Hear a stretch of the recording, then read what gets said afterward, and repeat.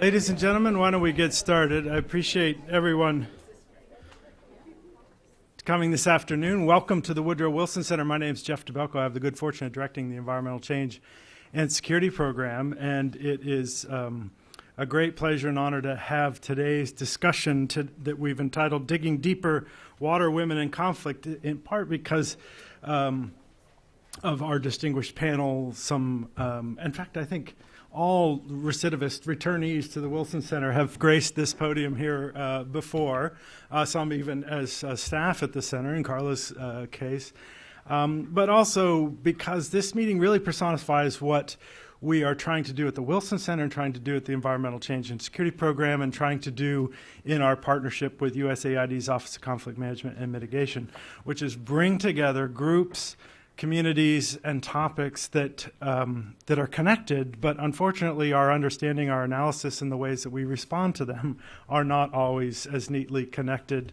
Understanding of each other's methodologies, language, acronyms, and efforts, and the Environmental Change and Security Program, as the name suggests, in our activities over the past, now I think we're into 16, 17 years, is really trying to be this forum at the Wilson Center as a nonpartisan, non-advocacy place to bring research and policy insights together, and then among the policy and practitioner community have these discussions together. It is not surprising in some ways that we would be focusing on this topic. There's a lot of interest in these issues in Washington. I would say occasionally those issues coming together, often in their own silos. And so again, what we're trying to do today is build on and take advantage of the interest and the momentum around efforts around women and girls in development, around water, sanitation, health, and viewing it in larger conflict and peace-building context, and then the conflict issues and peace-building issues themselves, and bringing those together and really trying to come up with some better ways to understand these challenges and better ways to respond to them. We've asked three folks who have sat in different, you can't have 3 feet, but they have their feet in these three worlds in different ways, to reflect on it from a couple different vantage points. Sandy Ruxtell is going to kick off. Sandy has spent a lot of time at the World Bank looking at conflict issues, spent a lot of time specifically looking at water and conflict issues, and now from her position as Senior Specialist for Sustainable Development at Group W, Inc. in town, has been working with us and looking at specifically these three together in terms of the role of women, water, and conflict. So she's going to give us a very quick tour to horizon of what she found and big questions where she didn't find a lot of analysis, and so where we have a lot of work cut out for us. Dennis Warner is going to then talk and reflect on some of his institution, Catholic Relief Services, a field-based experience in working in this. Dennis, when he was here before, was launching CRS's Water and Conflict Report, one that I think there's at least the URL on some of their sheets out there to get that and download it. I would urge you to do it. It's a very thoughtful document that is both practical but also really well-grounded in some of the big analytical questions. And so we appreciate Dennis coming back to share his experiences from this practitioner and field-based perspective.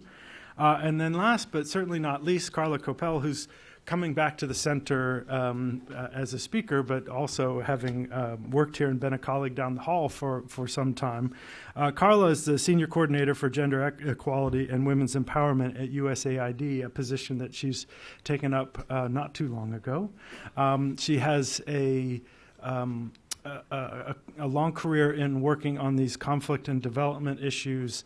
When she was here working on natural resources and conflict issues, particularly and especially water, and so really has had from certainly when here, a think tank perspective, but now importantly from this policy perspective, bringing these issues together and reflecting on how we tackle them across government and with partners in countries and the practitioners that are here in town and in the field.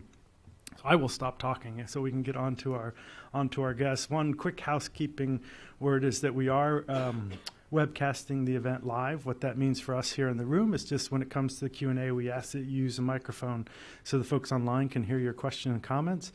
For those of you who are watching online, I think the PowerPoints are in PDF form on the website, so you can follow along with the slides and make it a bit easier. So with that, I will turn it over to Sandy. I should say it's terrific to see Cynthia Brady and Neil Levine from CMM here, and it's been a terrific pleasure working with them on this series. And so it's great that we're able to continue it today in one of the last days of August before all things really become crazy, right? Earthquake and the hurricane wasn't enough. We have to get back into September. So Sandy, we'll turn the floor over to you. Okay. Thank you, everybody, for coming today. Certainly it was a wild weekend and a wild week last week, and so it's great to see that folks could come on down for this conversation. I think it really is. We're at the beginning of a conversation about these issues. Well, first of all, there are a few things I'm going to go over today, some things that we've scoped out in terms of these issues of conflict, water, and gender. And for me, I just want to say that part of this has come out of a review of some of the literature that's been produced, but it also comes out of some of my field experience, some of my work with the World Bank and the UN, and a bit with U.S. agencies. And so these are really some reflections, and I think that everybody in this room has different kinds of expertise that they can throw into this pool of reflections, and I look forward to hearing from everybody. I want to start with a little caveat that as I was driving over here, I felt a little bit conflicted about the picture on this first slide. This is a picture that a colleague of mine took in Gaza after the end of the war between Israel and the Palestinians in January 2010. If you remember, there was a large-scale eruption of violence at that stage. And this picture shows the consequences of infrastructure being damaged and the inability to get some supplies to people. And this is what one particular woman resorted to in this conflict after the hostilities started to slow down. And I'm conflicted because I think this picture, it's provocative, and it shows us some of the things that we need to start to think about, but it also detracts from the fact that there are success stories we also need to think about. There are lots of positive things we've seen happen in the field, and I'd like to also hear about those from folks. So if my conversation with all of you focuses on some of the negative aspects, it's not because I don't believe that there are positive stories we can learn from. I think we can learn from each other in both ways. So this scoping of sort of where do we go from here, if we want to think about how to provide operational guidance to folks in the field, there are two parts of this. This might seem basic for a lot of people, but it's important always to repeat, I believe. We need to start with some systems analysis of these dimensions of conflict, water, and gender. What are these dimensions? How do we define them? What are the dynamics between them? And then we can think about our intervention planning. What are the needs that need to be met? How do we define our objectives? We often write our objectives, but we're not as skilled at working towards them and measuring our progress towards them. What are the entry points in the field? And we can learn that often from people who have already been in the field working in these environments and who know that context very well. And then what are the organizational roles that are at play in these contexts? Each of us, we all work for different organizations. This is a very important issue I think we started to talk about before we got started here, which is what the World Bank's mandate is, what a UN agency's mandate is, USAID, any NGO, and how that's defined and how that defines how we do our work. These are important things that we need to consider when we plan our interventions and plan how to coordinate with each other. So, as we started to scope out some of these issues, and as I see them at play in my work, it's really like peeling an onion, quite frankly. All of these issues are embedded within one another. I don't want to mislead anyone. This is not a linear concept in terms of we go from conflict to water access to gender dimensions, and then that leads us to some sort of intervention. There's nothing linear about this, but for the sake of conceptualizing these problems, I wanted to think about how these are nested within one another, these different types of issues. So the point is, this is a system of factors in each of these categories that we're looking at.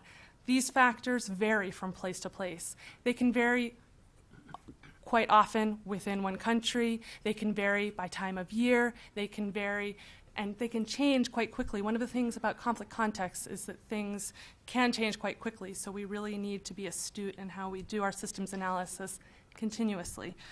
So, and each of these factors within each of these categories, they can be a cause for change in one of the other categories. Water access can lead to conflict if there are problems with water access, or it can lead to problems for men and women at the household level, for example. And just the same, the way the parties are using the water can also have conflict implications, can have implications for water access for other people. So we're really talking about cause and effect. There's nothing linear in this. So, and these are self-perpetuating systems. When we're talking about conflict, we are talking about a cycle. We are talking about these problems can escalate in their intensity, and the different issues in each of these categories can escalate in intensity, and we can experience that in our fieldwork. But also what we're hoping for is de-escalation. We sometimes define that as peace building, as resilience building, as stability building.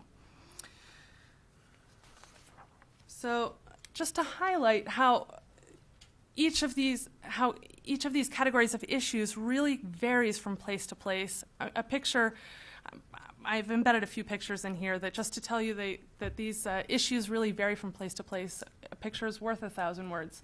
In this case, in Andhra Pradesh, in a community that we visited, where the Maoist insurgency is quite strong. The communities are experiencing different kinds of violence and intimidation, and not quite a lot of attention from state and national authorities because of the conflict risks in the area. This has implications in terms of water access. Infrastructure is not really being built in this particular community. That's what they were experiencing. So we're not just talking about water supply infrastructure. We're talking about how does this river flow at different times of year, and what does that mean for the people who are trying to access the water for different purposes. And for the woman who in this case was washing her clothes in the river, what time of day she's washing her clothes, when she uses this particular river, and when the water is safe to use for other things like drinking. There's lots of variety that's all embedded within the context of this conflict situation and different environmental factors. Here, northeast of Jenin in the West Bank, we have, again, we have some infrastructure that's quite run down because we're in the middle of some peace negotiations between Israel and the Palestinians. Some decisions about how water is allocated to which party are still in flux, they're still under negotiation. And what it has meant for this community is the infrastructure has not been fully developed to meet their water needs. They're dependent quite a lot on illegal wells. This has implications for the water table. It's dropping quickly. They have seasonal problems, and they're dependent on water tankers. In this case, there are several female-headed households in the community. These women are quite dependent on the goodwill of their neighbors to help them pay for expensive tankered water. They don't want tankered water, not just because it's expensive, though, because it's not safe. It's coming in tanks that are not clean. And so while development agencies are coming in and saying, we want to help subsidize your tankered water, they're saying, absolutely not. If you want to subsidize something, help us build a water pipeline. So that's a difficult position to take. But again, different people deal with these situations in different ways. In Gaza and Khan Yunis, here we've got ongoing violent war that's involving rocket attacks on both sides. Here, in this case, we expected to see mostly women going to the public taps. In fact, it's mostly youth. In fact, boys. So what are the implications at the household level? What does that tell us about vulnerabilities for women? We didn't have a lot of time, unfortunately, to probe these kinds of questions, but it was evident that adults, including women, are more likely to go out when the violence gets higher. And in this case, because it was relatively quiet when we were there, it was the boys who were fetching the water. So in the case of Mostar in Bosnia and Herzegovina during the war, this is actually quite a positive case in some ways, that at the height of the war, at the height of the conflict in Mostar, when violence was most extreme, and you can see this is only a few years ago, that there are still shells of buildings standing along the river. On both sides of the river, on each side of the river, you had different ethnic groups represented, and they used to work together in the utility prior to the war. They continued to work together during the war to switch where the water was flowing on which side of the river to which ethnic group. They informally agreed to continue to function in that way. And this helped build a foundation, or this helped provide a foundation when the utility was revived after the peace accords were signed, that kind of cooperation that happened during the war, and it was men and women who were out managing, the pipes, managing the water flows in the midst of armed violence. It was on that foundation that an opportunity was provided to build an integrated utility after the accords were signed. Now, there are several things that became evident while scoping out some of these issues in these different categories. As I mentioned before, each of our organizations defines these issues in different kinds of ways, and so a lot of what happened here, this is quite a lot of scoping of these definitions. Different words are used at different times, and literature, particularly on conflict and development, has evolved immensely over the last at least 15 years. There's been quite a lot of literature about how to do conflict-sensitive development, and how we use these terms and what terms we use have continued to change. Often we think of pre, during, and post-conflict when we think of our interventions. Personally, to me, conflict is cyclical. I know that there are reasons why we decide to put things into these categories. That tells us how we do our business in the field, but as practitioners, we really need to think about these cycles of conflict and violence and social fragility. Violence is not just direct or physical. It's not just about dropping bombs or targeting people or blowing up infrastructure. It's also structural, and we need to remember that as we think about the different impacts that are embedded within these situations. We need to think about how access to water, how access to certain things can have health implications, it can have implications for the environment. There are all sorts of knock-on effects when we're talking about these structural dimensions of sustainable development and of violence. Fragility, this word has become a big buzz now with some of the World Bank's World Development Report and some other work that's coming out of the UN. We're talking about low trust, we're talking about power struggles, we're talking about low social capital. These are some of the terms that are being used, which means that institutions aren't functioning well. So when we're talking about conflict, we're really talking about often weak institutions. Insecurity can mean behavior changes from the users and from organizations themselves. And conflict isn't always just active. It can be latent as well. After a peace accord is signed, there can still be latent conflict that we need to deal with. And this has implications for how services are provided, how organizations function, and so forth. So there are all sorts of dimensions that we need to think about. The water dimension. I want to emphasize the term access. This goes back quite a bit to the notion of structural violence because, and also to direct violence, because when we're thinking about water, it's not just about service provision. It's not just about how many taps are in how many houses, how many cubic meters, and so forth. We're really talking about dimensions of access. We're talking about need and how water is being used. And this can change over time and space constantly, especially as conflict contexts change so quickly. So access is defined not just by physical factors, environmental factors, but also by social factors. Access can also indicate benefit and power. In the midst of conflict, if I have control over who can access this well or who can access this tap or this river, that can give me some element of power. But also, as a user who can access this, we might not think of that as power, but it really can mean power in the community if I have the privilege or the ability to access a water source. So again, these are some of the dimensions that we can think about in terms of access, but then conflict, because we're talking about water access in a context of conflict.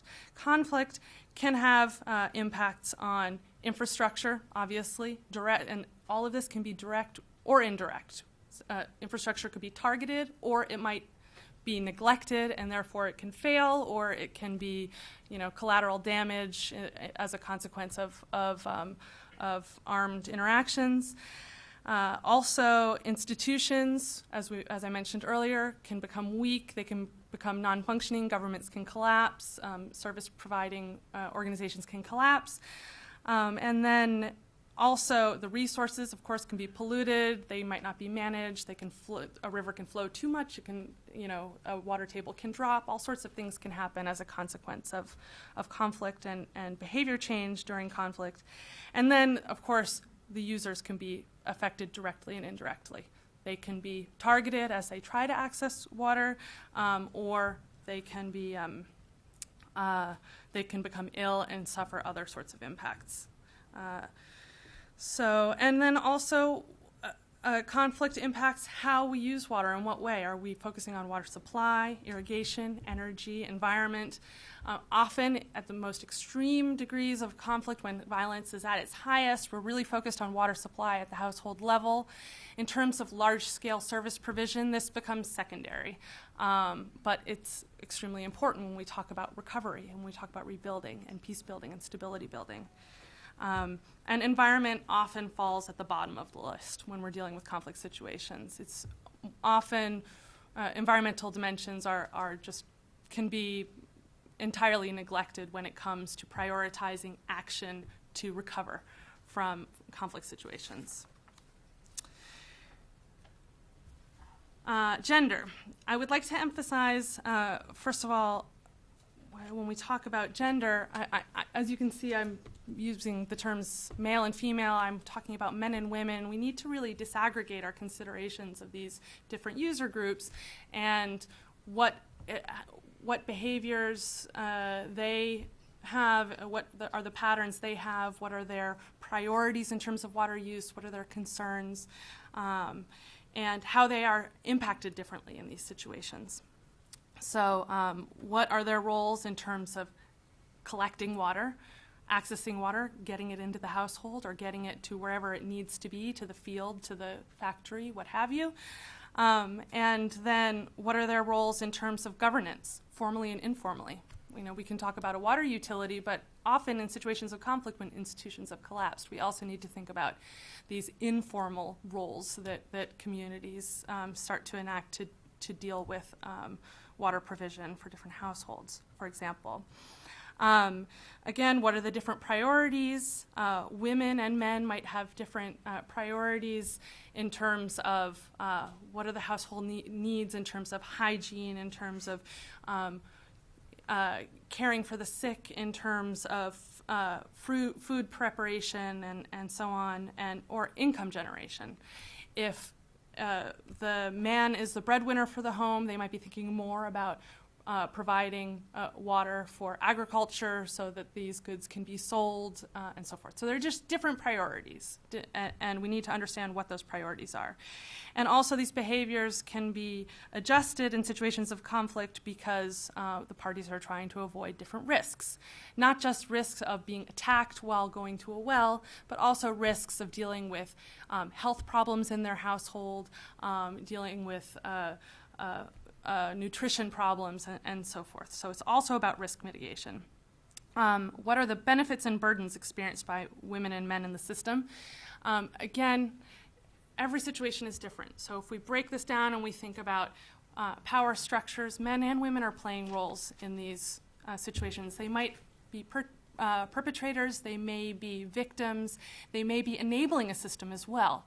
It doesn't mean that someone intends ill will on someone, but sometimes we take on roles in these systems which enable someone else to do something dangerous to someone else. So there are different ways to think of these benefits and burdens and how what our roles are in all of this.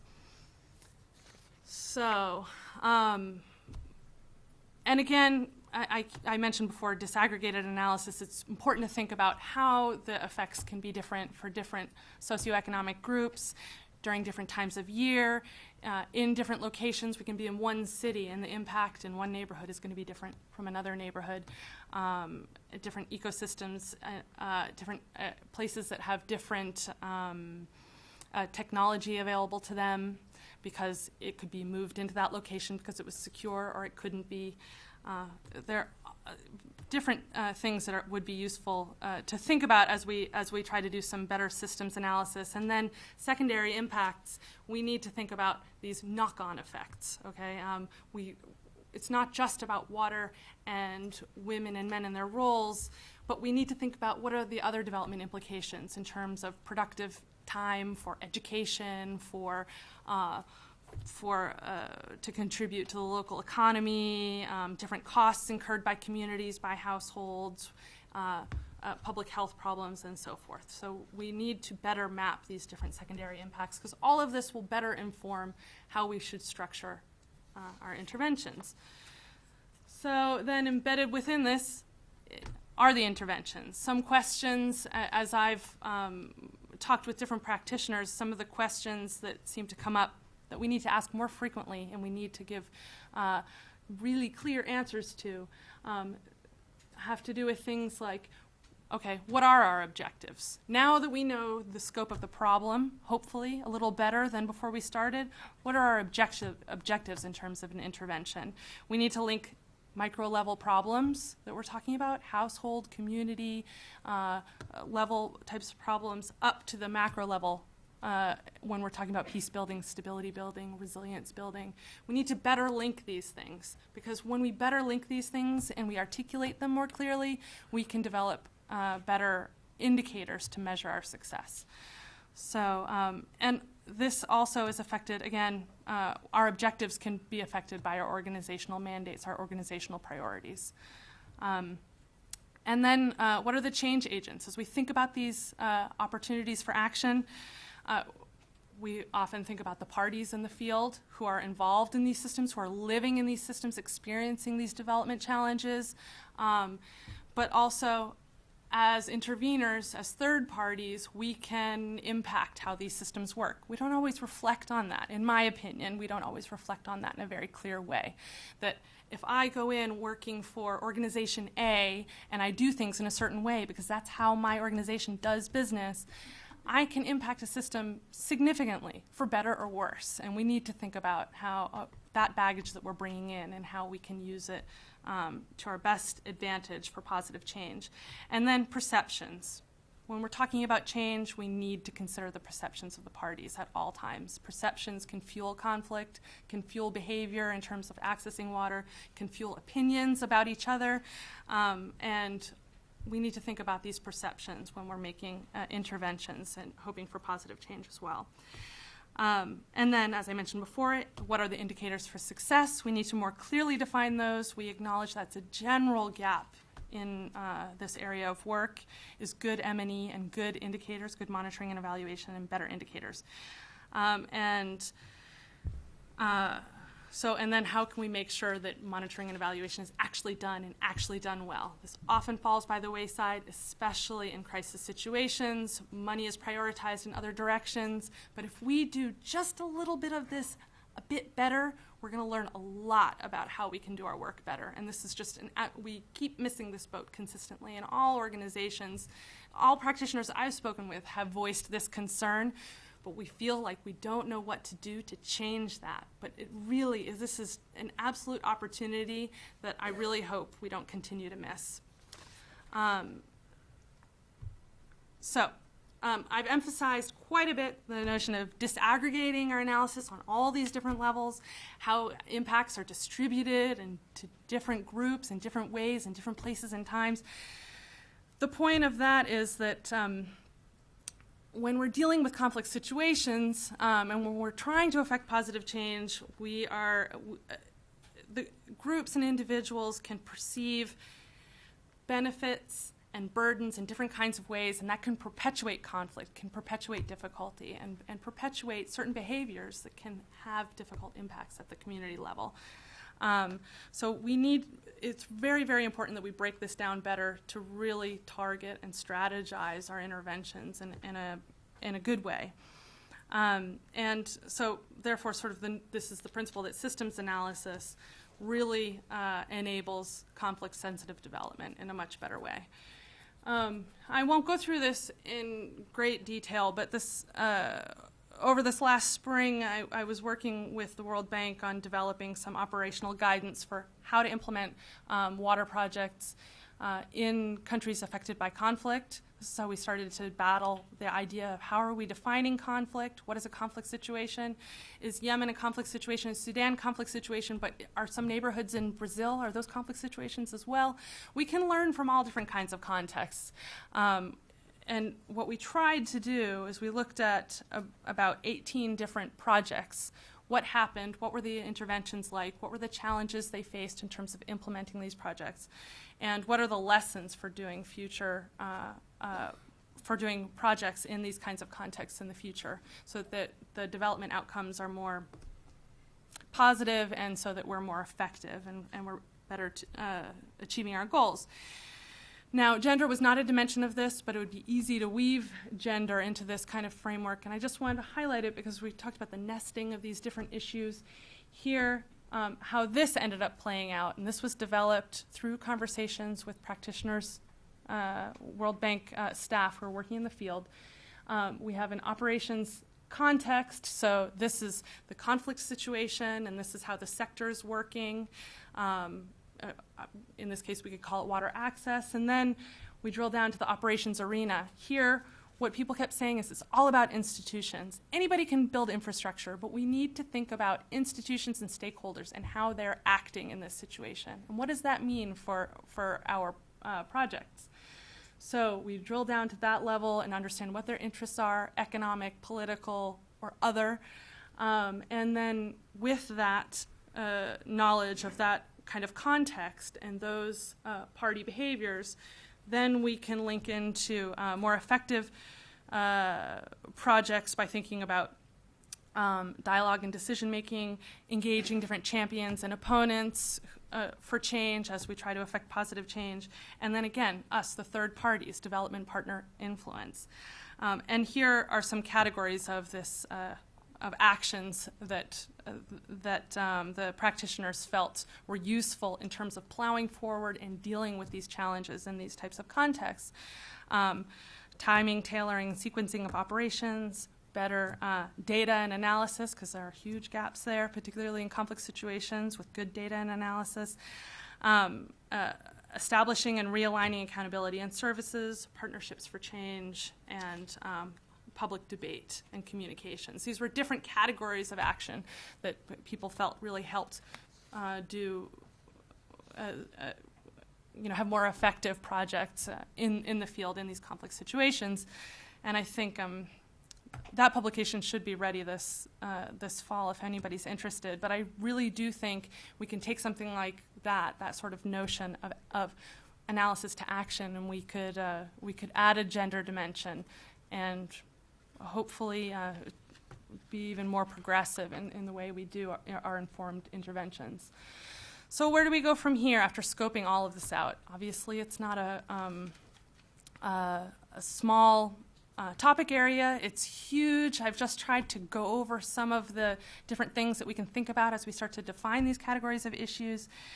I think foremost we need to define the problems that we're facing in the field. Each one of you here in this room, it probably experiences these challenges in different ways. You'll define them in different ways. So we need to define these problems. And then we need to develop a framework to understand how these categories are structured and how these factors are interacting with one another, so that if we try to be strategic in trying to interrupt any downward spiral of poor development, and we really want to help build up communities and empower them and foster development and growth, we really need to know how to map out these different factors and how they're connected, so that we can figure out how our interventions can interrupt some of these processes, negative processes. So we need to document our lessons again, everyone in here will have a lesson, something they've experienced, something they've seen in the field, and this is where the knowledge really is at. We can hypothesize all we want about how these things are connected, but let's take it to the case study level and really think about what's worked and what hasn't, and build from there. And then, as I mentioned, monitoring and evaluation. I really think that there's an opportunity to build better in this area, to do this type of work better. This is a small investment in relation to some of the large infrastructure projects, for example, that are financed by different organizations. Monitoring and evaluation is just a small addition to a budget that can really help inform our strategic operations. So we need to define and repeat our objectives repeatedly to each other, to the people that we're engaging, so that we consistently keep them in mind and continue to find ways to work towards them. We need to determine measurable indicators, and we need to figure out how to use all this information consistently to inform our operations so that we can simplify course correction, because these contexts change, they change fast, and we need to know how to adjust. And monitoring and evaluation over the course of a project can help us change our course as needed and in a more efficient way so that we can get the outcomes that we hope for. So I think there's a lot to learn from everybody here, including the other panelists, so I'll stop now. But if anybody would like to talk more about any of this, I look forward to hearing what you have to say. So thank you. Thank you very much, Sandy. I think we'll go to exactly one of your recommendations, which is learning lessons from specific places and specific cases, and turn it over to Dennis. Okay, then just hit escape and then open up your one that's on the bottom, probably.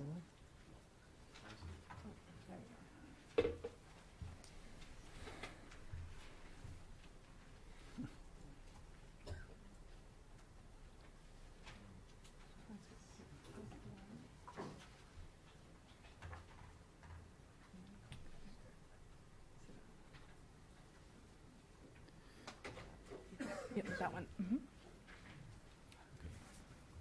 Good afternoon. As was pointed out, well, first of all, I'm Dennis Warner. I work with Catholic Relief Services. I'm their senior water advisor. I'm going to be talking about the topic here, but from a field practitioner's viewpoint. My organization, CRS, works in about 100 countries. Frequently, we get into the issues that are the focus of this panel. And many times we're struggling with them. Sometimes we have the right answers. Sometimes we don't have the foggiest idea, but we're trying. And this is the views that we have from the field. Right.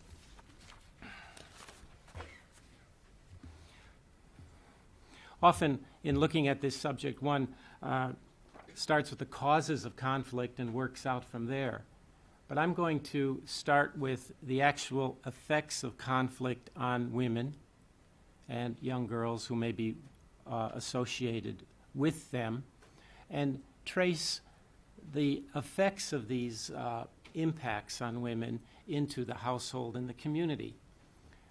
There are many ways one can approach this problem. One can look at sources of conflict, at conflicts arising from various types of violence, at issues of the cultural dynamics of peoples that live in communities, the human rights and governance issues, and so on. But if I could define what I'm going to talk about in one statement, it would be violence against women carrying out water-related activities in conflict-related areas. So it's not just carrying water from a water point, but it's discharging responsibilities that a woman has for using and managing water, which may make her vulnerable to violence and bring her into risky areas. A lot of what I'll be saying is anecdotal. It's from our project experience, from the comments of my colleagues, some of my own experience, and a lot of it could be subject to challenge in the sense of, well, can you prove what you're saying?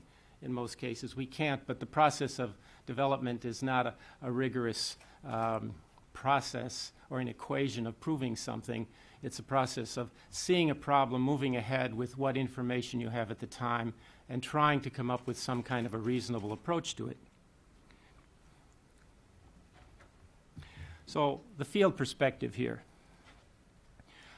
I'll set out some general statements or theses or general ideas that I think we can all agree with, and certainly it's what we in the development community who are involved in water and involved in water projects in conflict areas and have situations where women become subject to violence in them.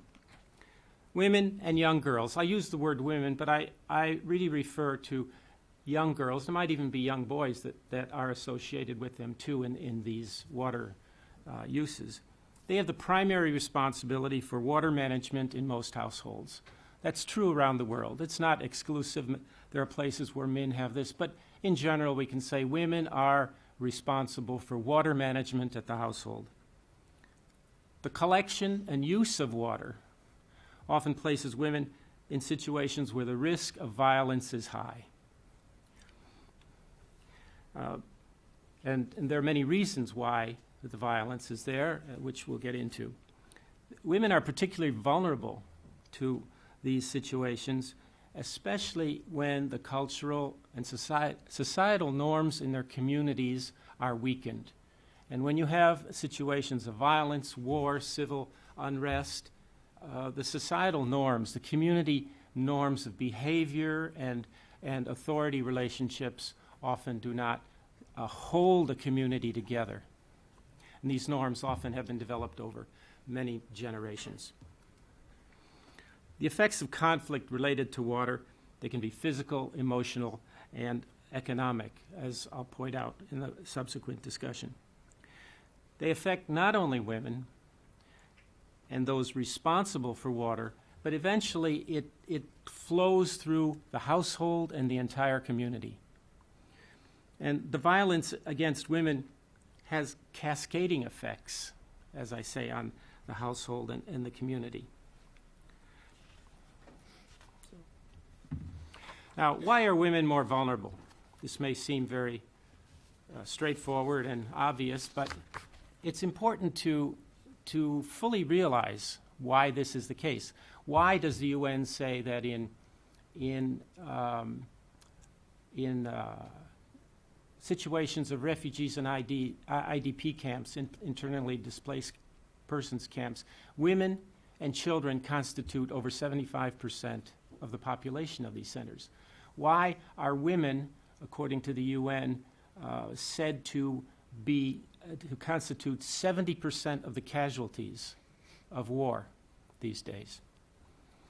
Well, first of all, if we're talking about water and we're talking about women collecting water or doing things related to water, one cannot ignore that often long distances are involved. I remember many years ago when I was doing my PhD research in East Africa, and I was studying the impact of water projects in villages. And of the 25 villages I looked at, most of them had water sources before any improvements, which were located 2 to 6 miles from the community. And it was not unusual for women and their younger daughters to spend 6 or 8 hours a day carrying water. That was just to keep the household going. These water sources are often in insecure areas. And when one has areas of conflict, almost everything is insecure, even the community where people live in. These areas are distant, they're remote, and oftentimes the women have to go to them at times which are not the best, early morning or late in the evening. In Somalia, we see right now women and children constitute the vast majority of the refugees coming across the border into Kenya, fleeing for their lives, for food, for part partly because some are involved in the conflict, partly some are afraid to travel because there's a sense in some of these conflicts that the men will be killed, the women will be raped. So the women have a better deal, it's viewed. There's no personal protection, usually in very poor countries, in unsecure areas. Women often travel alone with other women. The designs of water systems are not designed for women's vulnerability. I'm an engineer, and in all the courses I had, in all the courses when I was teaching taught, we never dealt with anything other than technical efficiency or technical cost. We did not look at social efficiency, social costs, the social considerations on the community. And so there tends to be a bias in projects that has not yet gotten to those who are making the decisions. How far shall we pump the water? Where shall we site the borehole? Water, as I mentioned earlier, is a woman's responsibility, and that's true in most parts of the world. Now, another interesting thing is, it seems, and this is something I did not know well, but my colleagues have assured me it is not uncommon. In conflict situations or situations in which there is a concern about the safety of women, the men are not that concerned. They have their own concerns to worry about. In some cases, it can be a very dangerous situation. The men, this is the case in Darfur. The men tend not to want to go into the fields to do the agricultural work because they're afraid of getting killed. That means the women in some cases are picking up this burden and doing more of it. And the general thought is, well, the women won't be killed. They may be raped, but they won't be killed.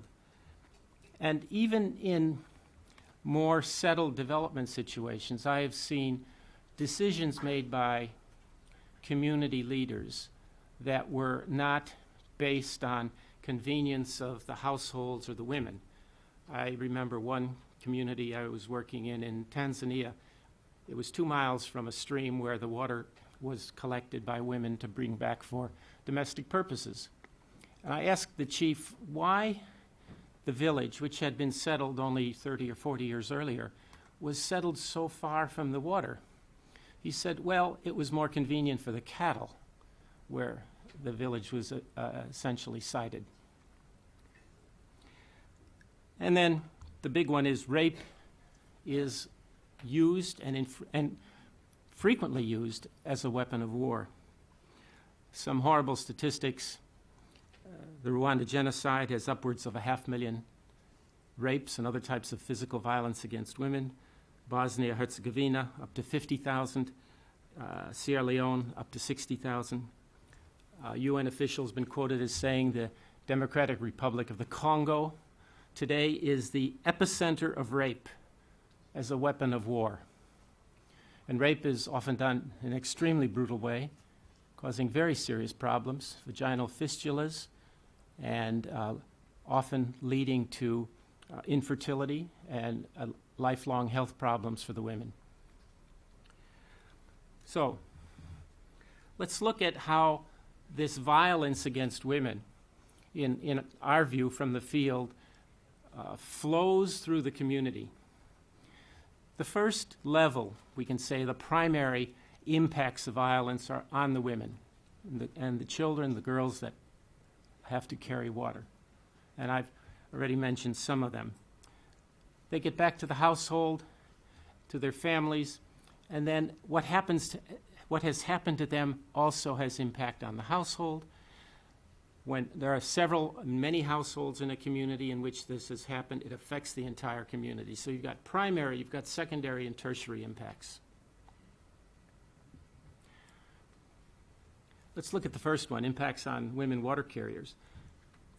There are many types of water activities that are at issue here which put women at risk and make them vulnerable, because most water-related activities are not done at the house in very poor countries. They're done away from the house.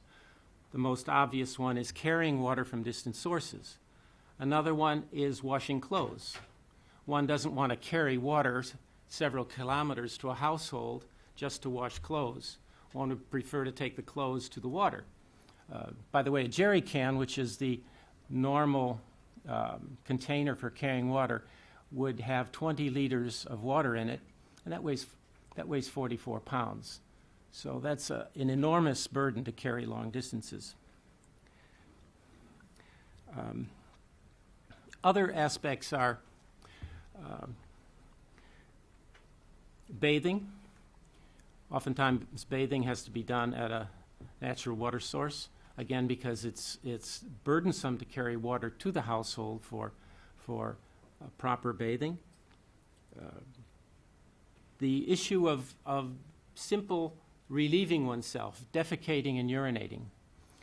Households that don't have a latrine or a toilet nearby that they can use have to use the bush. The most recent statistics show that over 2.5 billion people on this globe do not have access to an improved latrine or toilet. That means they defecate in the open.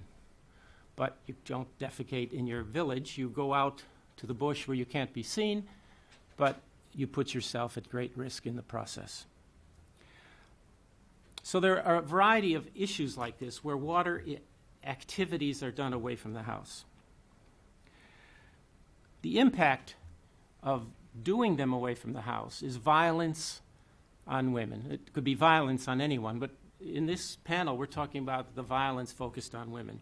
Rape is one of the most egregious ones.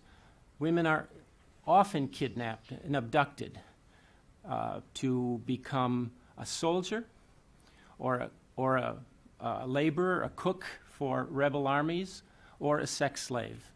And this is happening in great numbers in many countries today. All of this leads to a very great sense of fear in the women, in their families, and then it spreads out to the entire community. The result is it causes them, the women, to avoid places which are less secure. That means if it's a water point, they may have to go to a more distant water point, which is safer. But it may have poorer quality of water. And so not only is it taking more effort to get to it, but the resultant quality of the water is worse, and that affects the health of the family. Also, I mentioned the weight of a 20-liter jerry can of water. It's not uncommon for women to suffer problems of the neck and back from carrying such heavy loads over a long period of time. The overall effect of this is less water is used in the household. The lower quantity is often of a poor quality, so health suffers, the family suffers. Okay. The impact on the household.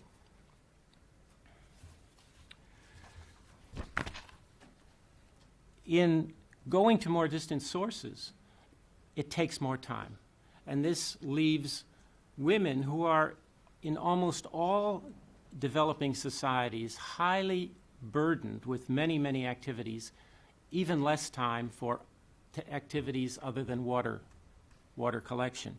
So they may have less time for their families, less time for child care, less time for taking care of the family squabbles, less time to deal with health problems, less time to work on some of the agriculturally productive things. Oftentimes there are market gardens they have where they sell produce in the local markets. So the household economy may suffer from the time that has to be put into getting water. For a while you can reduce your economic activities, but you can't really reduce the amount of water you drink. That's a given. You have to have water. So the household level decreases, and in time it affects the entire community. The impact here is a variety of social and economic and emotional problems that occur in the household and eventually in the community. All right.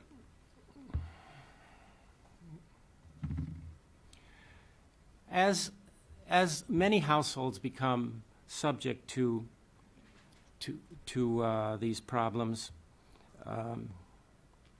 as I mentioned, the fear of violence grows, and it affects all of the community's decisions to do things. The girls who may have been at school may now have found it necessary to spend more time collecting water from these different distant sources. And so they may have to drop out of school. And this has long-term repercussions for themselves and the families they will eventually raise. And so there is this cascading effect from the woman to her household to the community, and it can go beyond that. There's a real cycle of poverty here that occurs. Poor communities may be subject to conflict of some sort. Sometimes the conflicts grow into violent type conflicts. The violent conflicts then affect the people in the communities, and that reduces their ability to be economically sustainable, to be socially sound. And it's a negative spiral of decline. So what can one do about it? Well, there are no magic solutions here. And I don't claim that my organization has a hat trick of solutions that we pull out to solve all the problems. And indeed, we're struggling with many of these things. I believe we're becoming aware of these problems and how they affect our projects, how they affect the planning, the programming, the design of projects, and we're trying to make our response to them better, stronger, more effective. But it's a slow process because, indeed, we're not sure how to do it in all cases. So some of the things that we are doing, and I think many other of the larger NGOs that work in water development and are in areas where women are subject to violence and conflict, are the following. We've established working groups on child protection, on gender, and on peace building. And these are all very closely related working groups to try to understand the problem, to try to collect information from our field operations and try to get lessons learned from what we've done. We post gender advisors and protection advisors when they're to areas when there is a major humanitarian crisis. Some of those recently where we've done so is the Darfur crisis in Sudan, where there's been a lot of killing and genocide orchestrated by the Khartoum government against the indigenous people that live in Khartoum. Another one is the 15-year war going on in the Democratic Republic of Congo in the eastern part, North and South Kivu. And the war there has probably seen the greatest genocide since World War II. Something like 6 million people have died in that battle. Now, that's not all sexual violence, but there are some pretty startling statistics that people use to cite what has happened in the DRC. And a third crisis is the recent earthquake in Haiti. All of them have a great deal of social and economic disruption. Often there's violence, maybe high level, maybe low level, but all of them have required us to try to give more attention to the protection issues and to the gender issues. Another thing is we're trying to develop a gender lens. And here we want to be able to assess and understand and be able to respond to both men and women's needs in the field. As I say, we don't understand this problem well. We're working at it, but it's not something that has penetrated our operational programs yet. We have an increasing number of training of our field staff in the various countries. training on gender sensitivity, so they are at least aware of issues that are likely to arise when certain situations occur. Now, it may be difficult in advance to say, here's the process you should take to solve it, but at least understanding and being alert to a problem is the first step in being able to work with it effectively. And we've had some success in a number of areas where gender sensitivity has been a conscious part of our work. In Afghanistan, we're working in the northwest part of the country using integrated water resources management and watershed programming. Now, these sound like standard programming approaches to water development. But what they do is they bring in a lot of stakeholders into the process and give opportunities for decisions to be chewed over and made by a variety of people. And in this process, there are attempts to bring women into the process as much as possible. In the Democratic Republic of the Congo, in North Kivu, which is one of the worst places, we've planned water points to improve both access to water, but also with an eye to enhancing the protection of women. And we've done that in some other places, such as in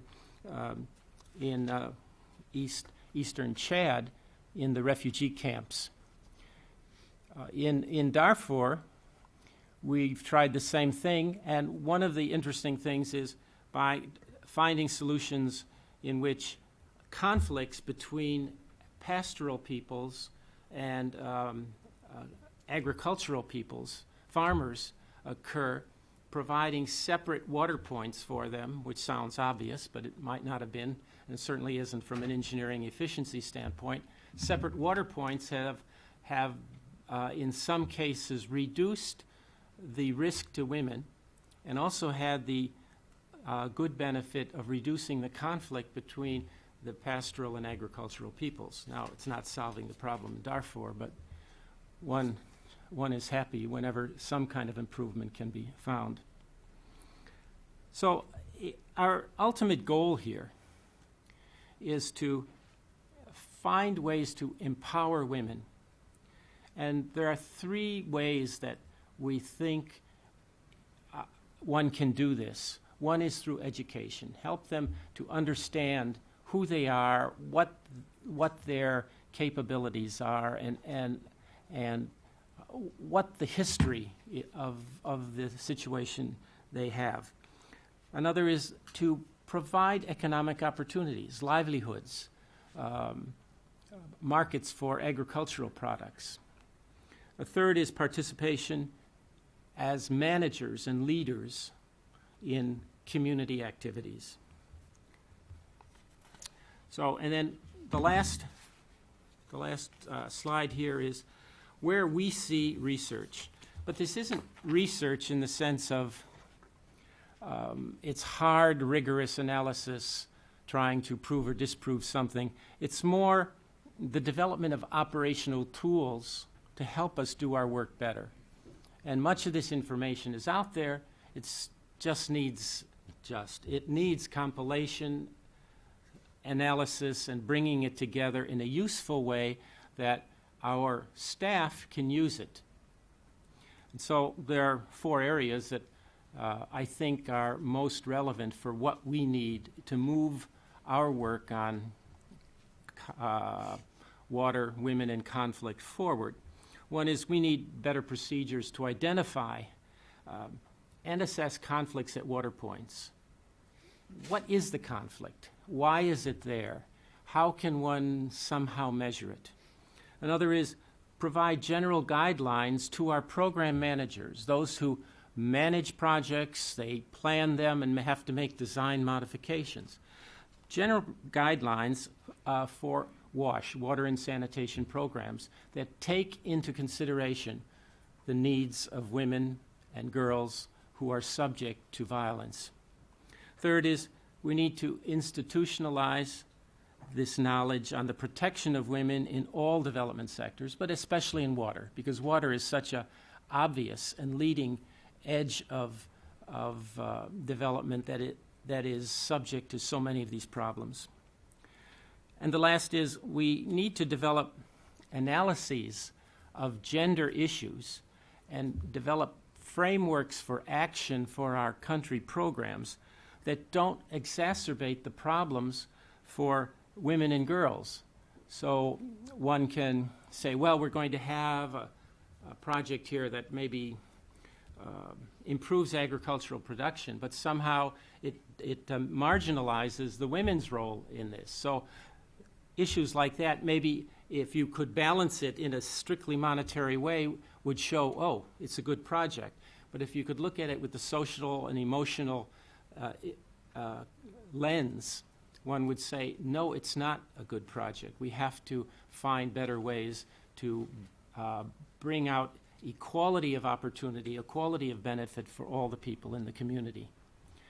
Well, I'm sure many of you who've worked in the field have many ideas on this issue, much more extensive than these, and I'll be happy to hear any of them. Thank you. Very much, Dennis. Terrific. Thank you very much, Dennis. And we'll turn, last but certainly not least, to Carla Coppell, who's coming from the aid perspective, but I should have also mentioned before, for the past 5 years, has been director of the Institute for Inclusive Security, which is very much trying an effort to try to have these conversations together. So, Carla, please. The floor is Thanks, Do Jeff. you have slides? No. I should say, when you approached me to come and talk on this panel, it was like an irresistible combination. Having worked at the Wilson Center before, being the senior coordinator for gender equality and women's empowerment at USAID now, having worked over the last decade on conflict prevention, resolution, and reconstruction, giving me a chance to talk about, reflect on, and build work that's been undertaken by the Wilson Center and USAID. And coming on my first day back at work after spending the last week in the Horn as a member of the Drought Task Force for USAID, and our efforts to really think about how we better weave attention to gender equality and women's empowerment into our work. So how could I possibly have said no? I came into this position, which is a new position, about 5 months ago. And I sit in the front office, so I work directly with the administrator and deputy administrator within the agency to think about how we make sure that attention to many of the issues that both of you raised are woven into the DNA of the agency. So in all that we do, in all sectors, in all parts of the world, how are we reflecting attention to this? And are we doing that in a way that results in better impacts for development? And for me, the takeaway from one of the major takeaways, and I'll come back to this in a second from the two presentations, is that this really is about doing our work better. And I say that and emphasize that because too often when we're talking about issues related to women or gender dimensions within any development or conflict context, people think about it as a sideline. And the reason I took this job, fundamentally, was because what I came to believe was that unless we're paying attention to this full range of issues, and unless we're bringing in the full range of stakeholders into the work we're doing around promoting sustainable development or conflict resolution and reconstruction, we're not going to be doing as good a job as we should be doing, and our results will suffer. So, in thinking about my job and in thinking about success, in tying together the multiplicity of issues that come up as they relate to women, conflict, and water, there are 5 dimensions that I look for to see if I'm succeeding, if I'm doing our job, and I guess if I'm doing our job, then the kind of community of practice is doing its job. The first is, are we really reflecting the different roles of men and women within societies and how those roles evolve, particularly in a conflict context, in all that we do? Are we thinking about that affirmatively, and are we acting on it in the way we design strategies and projects, the way we implement them, and the way we then monitor and evaluate them?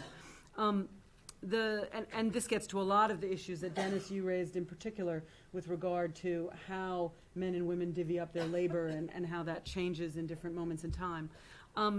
The second is, and this was perhaps alluded to a bit more in the conversation, but less explicit, is are we really engaging both men and women as stakeholders in the process of development? So are we bringing women into the conversation? Are we inviting them in to design solutions? Are we thinking about what their views are and what their priorities are? Not just thinking about it, but asking them to define that. And I was really struck last week talking to communities across the Horn of Africa that women have a lot of opinions. You know, we just need to ask them what their views are.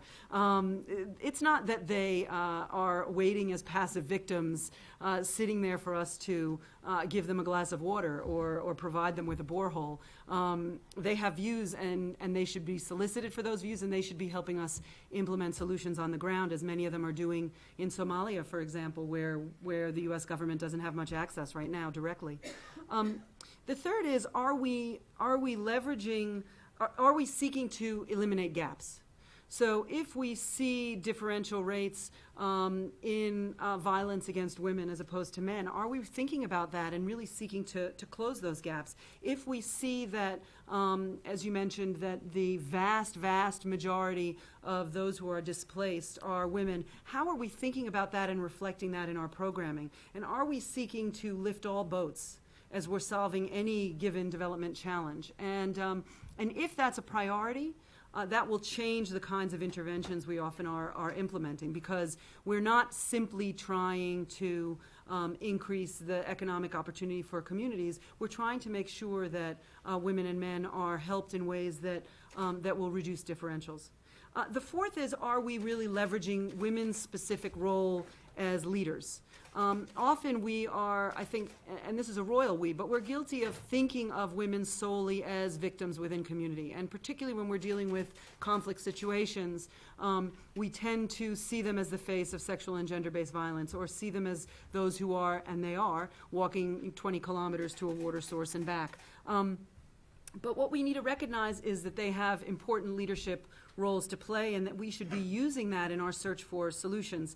The women and men that I spoke to last week readily acknowledged the influence that women had within the family and within decision-making within the family with regard to what they were buying in markets, and whether that was nutritious or not, what they were prioritizing in terms of expenditures. And in fact, one of my favorite anecdotes from a conversation last week, when I asked how these pastoralists had actually involved women in fattening cattle to increase the diversity of sources of income. And I asked the men, what do you think of having women now involved in raising cattle and dealing with household expenditures? And they said, oh, we really appreciate sharing responsibility. And so that role, that shared leadership, that shared responsibility is something that we need to recognize and incorporate into the work that we're doing in places all around the world. And then finally, the fifth criteria is really, are we serving women and men and girls and boys equally well as beneficiaries? And are we conducting our monitoring evaluation in ways that will reveal that to us? I think too often we are not, and we don't even know and have the information we need to be able to say there's a problem here because men or women or girl children or boy children are not thriving in the way their counterpart is of the other sex. Let's figure out why that is. And I think that if we were armed with that information and knew that on a regular basis, it would become much easier for people who don't have gender in their titles to see that there's an issue here and to begin to think about how to address that issue. So those are how I think about success within the agency and moving this forward. When it comes to the issues of, and so bringing that then back to our specific topic as it relates to women, water, and conflict, I think there are three dimensions that we need to think about. The first is the very real issue of women's vulnerability. And Dennis, you went into this in great detail. I will not repeat all of that, but I will emphasize that all of those things are real, and that they're real with regard to women. But I think that almost equally important in the discussion is the recognition that these secondary and tertiary effects, as was referred to earlier, mean that we're not solving problems. So the fact is, if women are walking incredible distances and are exposed to rape, they are not attending school because it's taking up too much of their time, and therefore you're not helping the economic well-being in societies. Often once they are raped, they are no longer able to go out and collect water or collect fuel wood because the risk is too high, and therefore they are not earning income, and they're not able to supply what's needed by their families and their communities.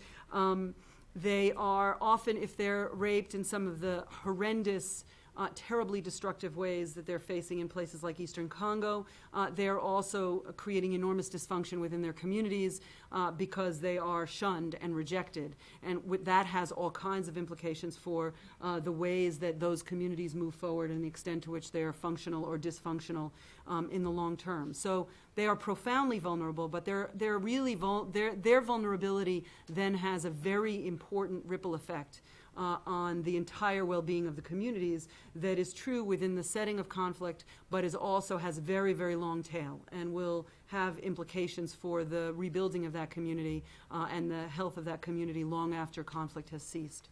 The second is really thinking about this question of leadership and insight. So women often have a very different perception of the way communities are working, what the priorities are, and how those priorities need to be solved. And it's at our own peril not to involve them in conversations related to not only the discussions around development within those communities, within families, but also around discussions about conflict resolution. I'll give you one example from my personal experience. I worked a great deal with Israeli and Palestinian women around their engagement in peace processes. And I said to the Palestinian women one day, well, can you define for me, if we're trying to make the case for why women need to be consulted in decision-making around conflict resolution, what do we say in this context? What is the difference? And so they thought about that for a very long time. And they said, when the Oslo Accords were being created, there was something called areas A, B, and C that were defined, and there are different levels of autonomy for Palestinians over to control their own legal structure and their own environment and their own sort of plans for economic development, growth, and stability. We know that those lines were drawn poorly because if small changes had been drawn to those lines, it wouldn't have affected the negotiations. Nobody would have cared. But it would have helped maintain the integrity of communities. It would have facilitated things like water collection at no cost to the diplomatic process. And I sort of took that away and thought, that's interesting. And fast forward about a year and a half later, and I was sitting in Tel Aviv with a gentleman who had been part of the Oslo talks. And I said to him, we were talking about my work, and I said, I really have a question for you. You were part of the Oslo talks. I've been told that by Palestinians that if the lines for areas A, B, and C had been drawn differently, we could have avoided some of the dysfunction that set in at no cost to the talks. And he looked at me, and his mouth literally fell open, and he said, they're right. And not only are they right, but they're the first people to have said this to me in all the time since Oslo, to have identified this problem and diagnosed it as a real failure of the conversations around Oslo. And, this was a man, an Israeli man, who had no obligation to tell me that this was the case, and yet he felt frankly guilty that they hadn't taken into account perspectives that would have enabled the solution to be more sustainable and help to create community coherence. So that kind of insight is critical, and that involves making sure you're involving all stakeholders in a conversation. The third is really the role that women can play in conflict resolution and how that relates not only to water but to a broader suite of issues. And I think there are two levels. First of all, what we recognize increasingly is that women can really be helpful in staving off violence and community-level conflict. USAID supports local conflict resolution mechanisms involving women in the forefront. In Iraq, in partnership with Mercy Corps, we're working in the Mandara Triangle right now and have been over several years with conflict resolution committees headed by women. And there's a sense that there's a specific role for them to play based on their expertise and their traditional roles within communities that we can and should be leveraging on a more regular basis. The second is the role that women should play in conflict resolution efforts at a formal level, and how they can really play a role in helping the robustness of discussions around issues like water resources and other natural resources. I was involved in enabling women to get to talks around Sudan, around Darfur and Sudan. And a gender expert support team, a group of women who were neutral to the conflict, who was asked to come in and look at the draft accord and engender it and say what they would add in. And so they went off and they line edited the document and came back to the parties to the talks, which were virtually all male, a couple of women thrown in there for color. And they put in a lot of language that was there. And the parties to the talks, so at that point too, looked at the document and said, oh, all of this is fine. We forgot. And both groups said that. And it struck me that here were two issues. The first was that by virtue of not having all stakeholders represented in formal talks for conflict resolution, we were leaving things out that were really important to at least in that case the majority of the population. The second was that in any conflict resolution effort, of course, you're looking for common ground upon which you can build a negotiated solution. And in this case, you had all of this common ground that these women were coming up with, which nobody was drawing on in the negotiations themselves. So you were losing the opportunity to say, here's 10 things we can agree on. Now let's move to some things which are more contentious, but on the basis of a platform of accord. And so it occurred to me that that was a real missed opportunity, that if we structured actual diplomatic processes differently to bring in some of these people who are recognized leaders within their communities back home, we might have a different outcome for the actual formal peace process itself. And the same thing played out for me in Uganda, where you saw issues that women actually at the talks, when they united outside of talks and met about their shared issues, they reinserted those shared issues back into a negotiation, and they were non-controversial and had been left out.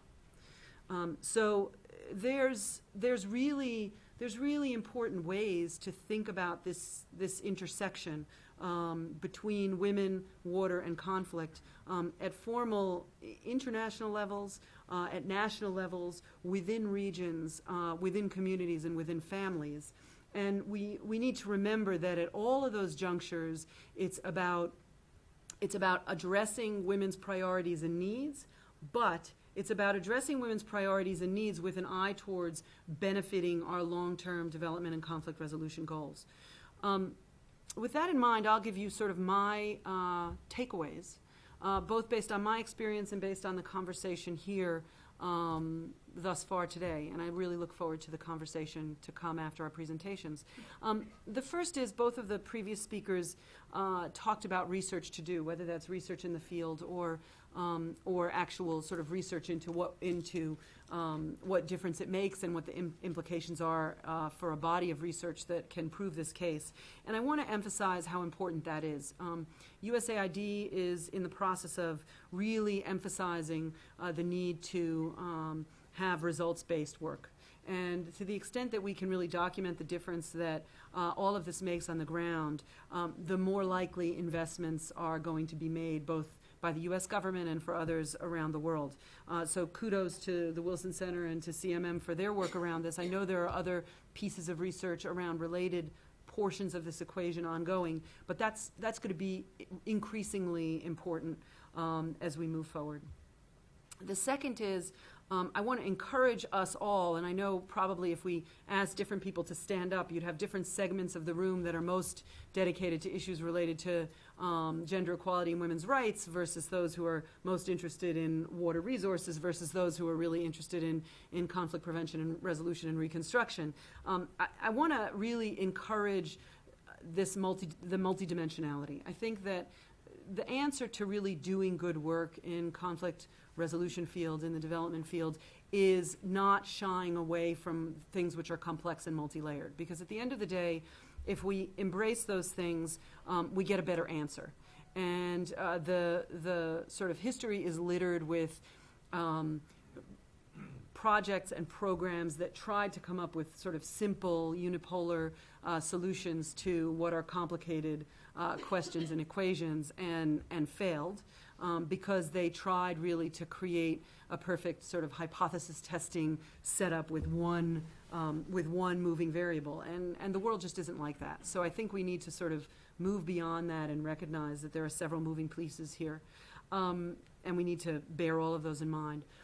The third is that we all need to do a better job of simply disaggregating all of the information we collect, whether it's about who's collecting and dealing with water, whether it's about who's affected by conflict, whether it's about who is bearing the brunt of disease, whether it's about how well we're treating those diseases, whether it's about who is involved in discussions at project design, implementation, or evaluation. Because unless we have that basic step in hand, we cannot answer the questions that we want to. And this is something within the context, for example, of drought relief that I'm currently very focused on and working with our partners, because what it does is it helps us know if there are issues. Small anecdote, I mean, I was very curious. We were talking about gender norms in Somalia and whether or not female children were being disadvantaged in terms of the amount of food they were getting. And did we see differential mortality rates among boy and girl children with an eye towards whether or not there were problems being faced by bias. And in this case, actually, when we went out and said, we need to have this disaggregated data, they actually had it and came back to us with it. But in a lot of cases, that's not true.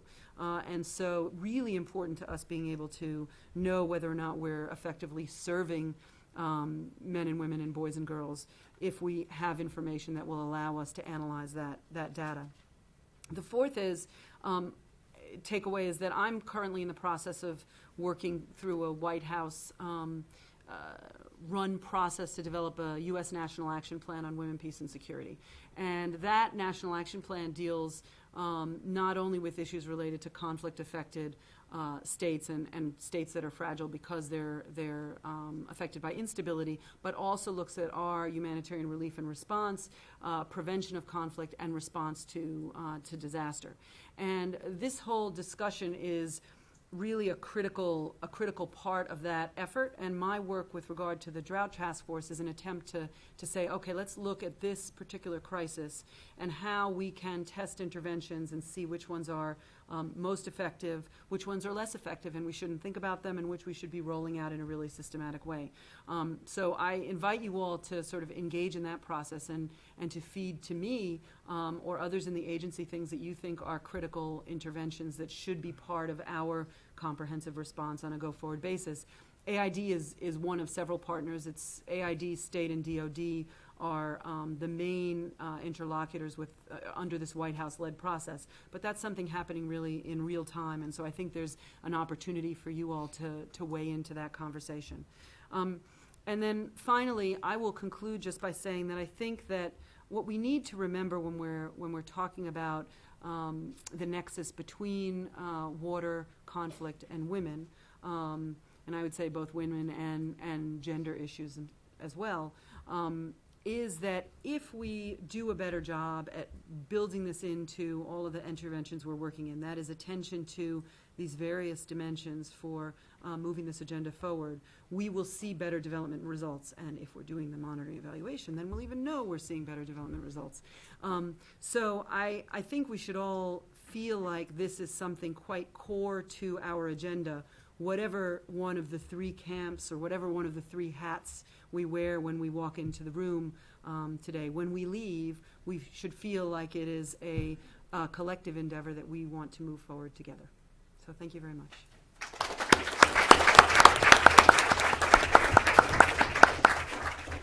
Thank you very much, Carla, and thank you, all three of you. We have some time for questions. As I mentioned, we want to use the microphone so that the folks online can hear your question. If you will, I anticipate we'll have a number of them, and we have a lot of folks in the room, so please be kind to your neighbor and keep them short and concise. Who would like to start us off with a question? In the back, straight, standing up even. There you go. That's a good way to get my attention. Hello. Thank you so much. First of all, thank you so much to the panelists for coming to speak to us today. It was so insightful. My question is for Dennis, actually. You had talked about the impacts of decreased access to water on women, on their families, and therefore on communities. And the first thought that I had was, what are the men doing? Can you talk a little more about how men experience decreased access to water, what effects happen to them, what their coping mechanisms are, just so we can have a bigger picture of that scenario? Thank you. And ma'am, could you just let everyone know who you are? I should have mentioned it, ask everybody to do that. Actually, my name is Sibel Cochran, and I'm with the Office of Conflict Management and Mitigation. Thank you. Terrific. Why don't we collect a couple, given the numbers, and then, so over here, and then there's one right next to you, Lauren, and then we'll come over here.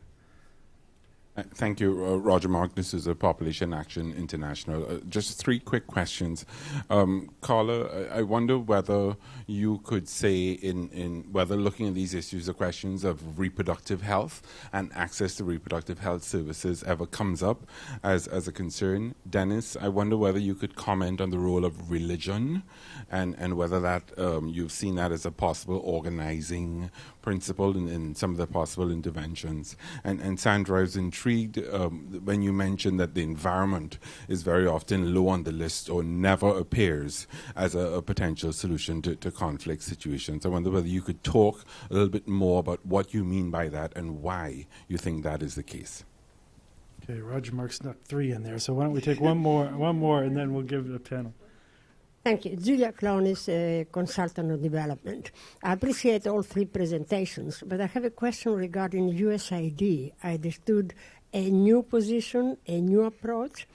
I have been a practitioner for about 20 years, and I remember that always in every project, design, evaluation, the question was always to declare the deliverables, the evaluation, the retrofit, and correcting projects all along. Could you please enlighten me exactly what is new in your approach? Thank you. Okay, terrific. Carla, should we just start with you, since you've got a couple of those questions? Sure. So two questions. I'll start with the last one and then work my way backwards. I think what I said was that my position is a new position. So there has never been a position before in the administrator's office focused on this agenda and its mainstreaming within the agency. That having been said, let me say there's a wonderful cadre of dedicated professionals who've been working on issues related to gender equality and women's empowerment over a very long time within the agency.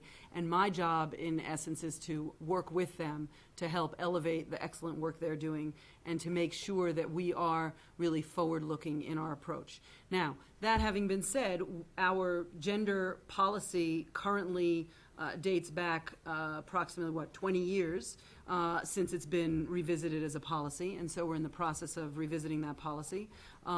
We, in 2009, just put in actually a whole suite of requirements for contractors, for project design internally, for contractors, and for the operationalization of attention to gender equality and women's empowerment within all of our contracts and assistance agreements. So it's relatively, that in addition is relatively new. We just put out a code of conduct for countering trafficking in persons and are working on an accompanying revision to a strategy from 2003. So that's 8 years old, as well as implementation guidelines for this code of conduct, which didn't exist until today. And there are a whole suite of different policies and activity policies and strategies into which we are weaving gender, which is relatively new. So our evaluation policy integrates attention to gender equality in ways that it didn't before. So I think the new and old is very much true. There are things which have been around a long time and are quite excellent. There are also a whole suite of new activities and programs that are underway and getting underway. Reproductive health comes up quite often in these conversations. I think that I reflect, and the other which comes up is the issue of female genital mutilation and female circumcision. I reflect most recently on my trips last week for obvious reasons, and were raised in the conversations with women throughout the region. So I was in Rwanda, Kenya, DRC, and elsewhere, and they come up consistently. I think that when you still have death rates, women I meet with that had 13 children, of which only 7 survived. When you're facing those kinds of mortality levels, it's hard to have those conversations right now. But it's firmly on the minds of the folks that we met with in communities, and I think that there's a real eagerness to have those conversations. And increasingly, what we're seeing, which I think is positive, are integrated programs that tackle a whole range of different issues simultaneously. So they're introducing questions related to nutrition, health and breastfeeding, food security, reproductive health into a package. And that's having a good multiplier effect in terms of the resonance they get with men and women in communities. Sandy? So the question about the issue of the environment falling down low on the totem pole in terms of responses after the cessation of conflict or when security starts to increase. There are a few reasons why that happens. Again, sorry to belabor the topic of different organizations that are intervening after a situation prioritize environment in different kinds of ways. One of the things that's difficult if we're doing emergency response, often we're looking at infrastructure and social factors. Those are first and foremost, and environment can be, first of all, it's cross-cutting, which, like gender, makes it difficult because we're trying to mainstream it across the intervention, and so therefore sometimes people don't know. It's sort of in a gray area. How do we mainstream environmental considerations, particularly when time is tight? We're looking on a very short timeline, quick response, and environmental management considerations are really long-term. And when we're dealing with the short to medium-term responses, some of those long-term implications, be it environment or even social or other things, sometimes those long-term considerations aren't always incorporated. We don't always project forward that well.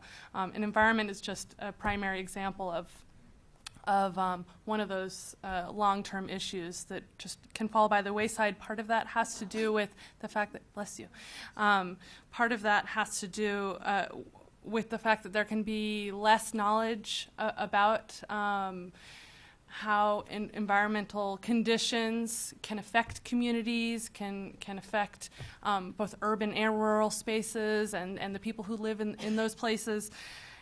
So a lack of knowledge has policy implications, has implications for what stakeholders want. It has implications for, public expenditures, all kinds of things, right? So there can be a general lack of knowledge. In the U.S. as well, we're not always that good at improving public knowledge about environmental considerations. So that knowledge gap can also perpetuate the fact that falls low on the totem pole. So. Yeah, those are some of the reasons why. But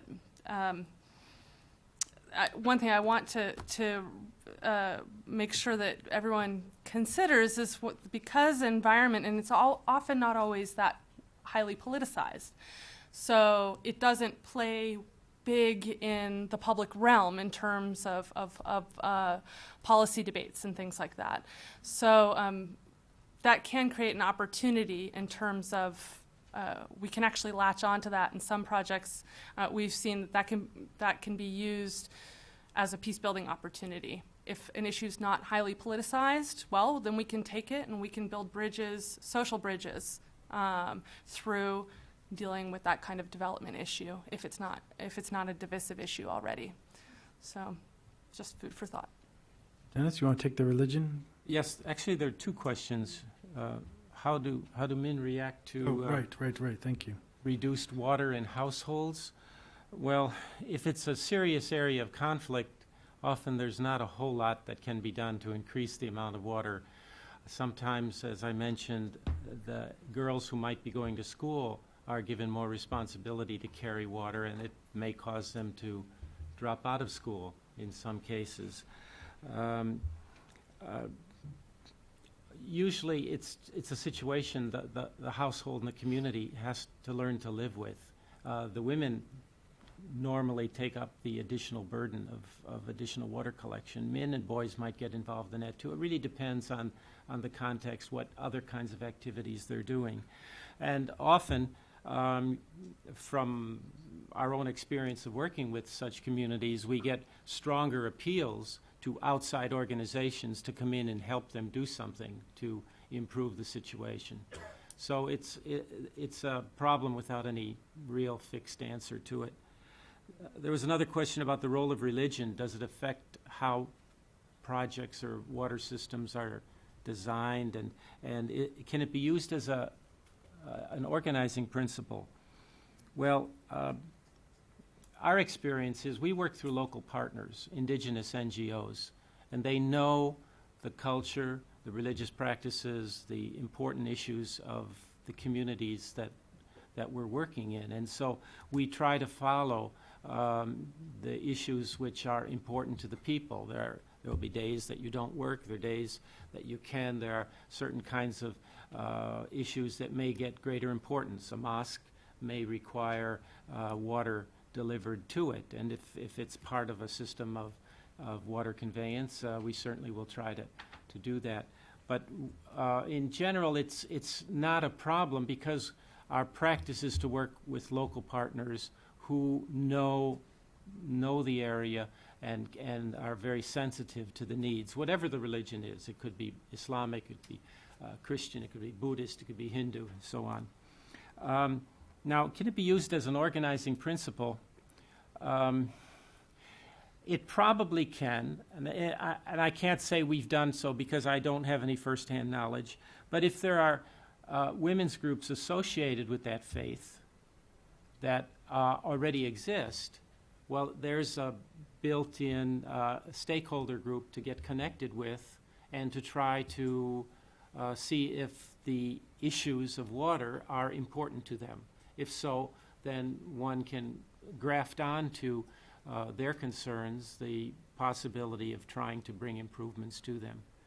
But other than that, I'm not familiar with any major organizing hooks that come out of this. Okay, why don't we take some more questions? I'm sure we'll have a lot. I have one right down here and one right in the back there, so we'll get the two. Why don't you start in the back while she's coming down here? Go ahead, please. Okay. Thanks very much to all of the panelists as well. My name's Maria Plachta. I'm with the Army Corps of Engineers. My question is for Sandra, mostly a bit for Carla on the monitoring and evaluation. Sandra, you had mentioned that, sorry, I can't see you, that there was a huge need for more M&E, and I wonder sort of how to date you've been able to figure out, where are things working, where aren't things working, how do you define success?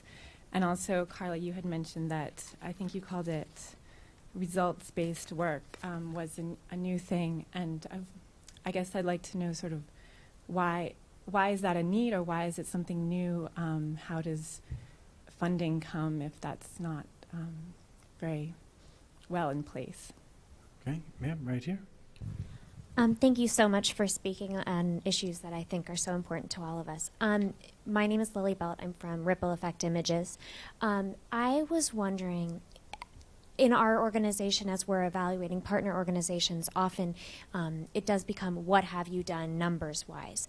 And when a program is reflecting a year out, 5 years out, 10 years out, and you have the multivariable organization that becomes women, conflict, and water, how is it possible to isolate what a particular program has done and how other variables have factored in to that program?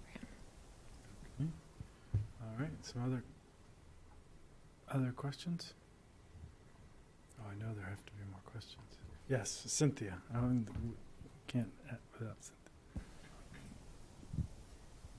Thanks. Cynthia Brady with USAID's Office of Conflict Management and Mitigation. You can always count on me for a question. Dennis, I wondered if I could probe one of the examples, country-based examples, a little further that you offered. On a slide, you had a couple of points about different countries, and one said in the Democratic Republic of Congo, that you had built water points with an eye towards access and protection. And that, to me, spoke a little bit more towards the vulnerability side of the equation that you had been talking about. So the area I wanted to probe a little more is, in the beginning, you talked about linking back from the manifestation of vulnerability to the underlying sources of conflict which were driving the vulnerability. And in a real-world example like that, where you were programming against a specific kind of vulnerability for a target population, in what ways were you able to also address some of the other drivers that led to the experience of vulnerability? Were you able to, for example, in the CRS Water Toolkit, you talk about 4 dimensions: environment, social, economic, and political. So in designing a program like that, were you able to work through those different dimensions, and were there kind of operational ways that you could tackle other things in the social, economic, environmental, political dimensions that were leading to the particular sort of vulnerability around water points? You make it sound as though we have a firm planning template for this issue of vulnerability and conflict. That's something we're working on. We do have a program called Integrated Human Development, which has 6 dimensions: social, economic, the technical. It's like the livelihoods program that CARE and others have worked on in the past. We have a 6th dimension in there, which we call spiritual, it's not narrow. It's spiritual in the broad sense. And so we try to look at all of those dimensions when a project is built, or designed, I should say, when a program is planned. And in the case of the DRC, there we've got special problems of violence and protection that have to be brought in. So those issues are brought into that framework of integral human development. And our program planners are encouraged to use these dimensions and use them as filters or lenses into the specific problem. Now, we don't have a hard, rigorous way of saying, yes, this project meets everything. It really depends upon the judgment and the experience of the people doing these programs. And in the case of gender and protection and the concerns of violence around water projects, we're relatively new at trying to come up with good approaches to it that are hard and fast. We don't have a sufficient body of project experiences to say, yes, when this situation happens, these are the results we should use. So I guess the best answer I can give you is that the individual or individuals that are doing the planning at the program level, and then the designer who's doing the project design, are supposed to look at these various dimensions and assess how they relate to the situation and make a best judgment as to whether the project is meeting them. Daniel, Carla, you a couple M&E related questions? Okay, so I again have sort of a laundry list of ideas in response to these questions about monitoring and evaluation, also impact assessment. Let's see if I can sort these and articulate them quickly. I think, well, first of all, most of our organizations, or even if we are contracting organizations, and the donors have certain requirements for monitoring and evaluation. And we need to maximize those opportunities. We need to figure out sometimes, yes, budget is small, but there are certain, monitoring and evaluation can be done on different scales. We can, some ways to help cut costs have to do with tapping into the folks who have been working in the field. We can't always go do a household survey, for example, right? That's expensive, it's time consuming. We would like to be able to do things where we go to the communities and do full studies of the impacts and of the results, but we can't always do that for different reasons, budget, time, so forth. We can go to the folks who have done the work implementing in the field. We can do desk studies of different things that have been documented. We can try to synthesize that as best as we can. These are some ways where we can still, we've got to do the best with what we've got. So there are certain data sources that we can tap more quickly. And I think that we need to try to use those. Now, while implementing projects in the field, if we try to weave the notion of action research into everything we do, and we're all talking about participation quite a lot, right? So as we engage stakeholders and we, wave the flag of participatory processes, okay, these are opportunities for us to collect this knowledge, to capture these perspectives on what the impacts are, to really document this stuff. When we go out to the field, even just to visit a project site, let's document everything that we can, because that in itself is an opportunity to do some kind of monitoring, and we don't always, sometimes we're looking at box ticking in terms of, was this built, how wide did that, is that road there, how did, when it comes to infrastructure, we're doing lots of numeric, measurements. But we're having lots of conversations with people, so let's just ask a few insightful questions and really capture this stuff and keep the stuff on, for our records to try to report on later. Sometimes I think those opportunities aren't maximized to the greatest degree. And then we talked about the notion of systems analysis. This is also the idea of reflective practice. We want to do this analysis up front, but really this is a cycle of implementation and analysis. And we're trying to reflect on what kinds of impacts we're having over time. So we need to embody that and not just be rigid in terms of the organizational steps that are outlined by whoever we're working for. We really need to use opportunity to reflect on everything again when we go out into the field. So I think that that's sort of the long and the short of it. But impact assessment, by the way, that is, if we're looking at monitoring, evaluation, impact assessment, because we're looking at longer term effects, that really is probably the one that gets left behind the most. But when we have follow-on projects, that's an opportunity for us to examine the impact of the project that came before this. And so, again, we just need to coordinate a little better, because sometimes, yes, we finish a project, we finish an initiative, a war is over, and everybody's gone. But there are still some opportunities where we can try to build on these sequenced interventions, and we can do impact analysis that kind of way. So some different creative ways to try to think about this sometimes.